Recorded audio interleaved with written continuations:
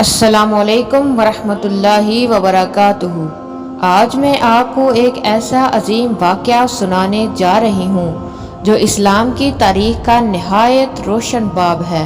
یہ واقعہ ہے فتح مکہ کا، جہاں نبی کریم صلی اللہ علیہ وآلہ وسلم نے اپنے بدترین دشمنوں کو معاف کر دیا۔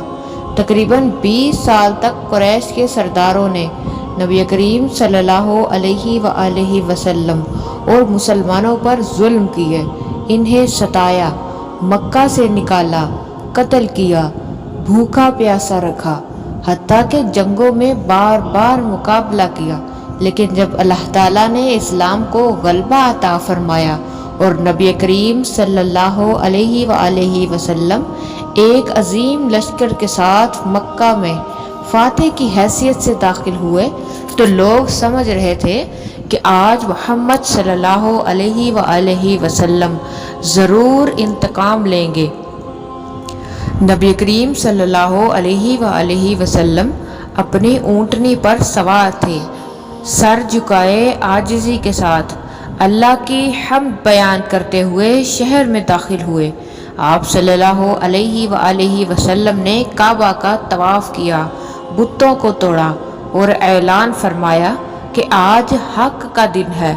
پھر آپ صلی اللہ علیہ وآلہ وسلم نے مکہ کے لوگوں کو جمع کر کے فرمایا، اے قریش کے لوگوں، آج تمہیں کیا لگتا ہے کہ میں تمہارے ساتھ کیا سلوک کروں گا؟ وہ سب بہت ڈرے ہوئے تھے، جانتے تھے کہ انہوں نے کیا کیا ظلم کیے ہیں، لیکن ہمت کر کے بولے، اے محمد صلی اللہ علیہ وآلہ وسلم، آپ ایک کریم بھائی ہیں اور کریم بھائی کے بیٹے ہیں، ہم آپ سے بھلائی کی امید رکھتے ہیں۔ یہ سن کر نبی کریم صلی اللہ علیہ وآلہ وسلم نے فرمایا، آج میں وہی کہتا ہوں جو یوسف علیہ السلام نے اپنے بھائیوں سے کہا تھا۔ ترجمہ: آج تم پر کوئی گرفت نہیں ہے، جاؤ تم سب آزاد ہو۔ سبحان اللہ! سوچیں، وہ لوگ جنہوں نے سالوں تک ظلم کیے، جنہوں نے مسلمانوں کو شہید کیا، نبی کریم صلی اللہ علیہ وآلہ وسلم کو ستایا، لیکن آج جب وہ نبی کریم صلی اللہ علیہ وآلہ وسلم کے سامنے بے بس کھڑے تھے، تو آپ صلی اللہ علیہ وآلہ وسلم نے سب کو معاف کر دیا۔ یہ ہے رحمت للعالمین صلی اللہ علیہ وآلہ وسلم کا اعلیٰ ترین کردار، نہ انتقام نہ ظلم، بلکہ صرف معافی اور رحمت۔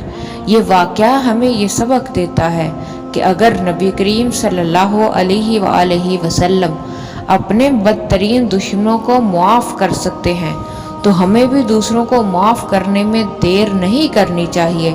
اسلام